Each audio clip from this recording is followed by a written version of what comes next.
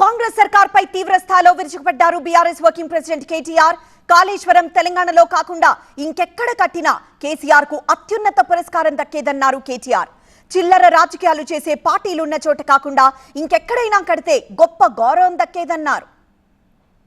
కేసీఆర్ గారితో ఇరిగేషన్ గురించి మాట్లాడడం అంటే హనుమంతుడి ముందు కుప్పిగంతులాగా ఉంటుంది. ఎందుకంటే కేసీఆర్ గారికి సమకాలీన రాజకీయాల్లో భారతదేశంలో ఆయనకున్నంత క్షుణ్ణమైన అవగాహన, నదులు, వాగులు, వంకలు, చెరువులు ఏం చేయొచ్చు అనేది, ఏం చేసి చూపెట్టిందో కూడా కేసీఆర్ నాయకత్వం తెలంగాణ ప్రజల ముందే ఉంది.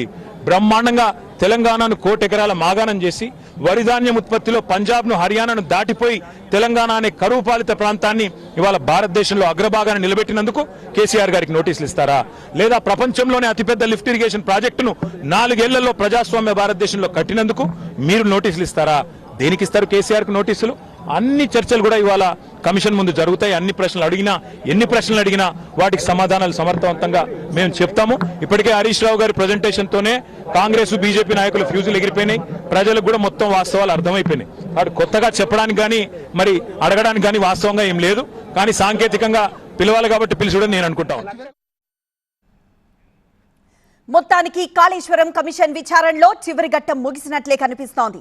ఇప్పటి వరకు 114 మందిని విచారించిన కమిషన్ 115వ వ్యక్తిగా కేసీఆర్ ను ప్రశ్నించింది. ఇప్పటికే హరీష్ రావు, ఈటెలను విచారించిన కమిషన్ కేసీఆర్ ని కూడా విచారించడంతో justice Ghosh commission task complete అయినట్లు తెలుస్తోంది.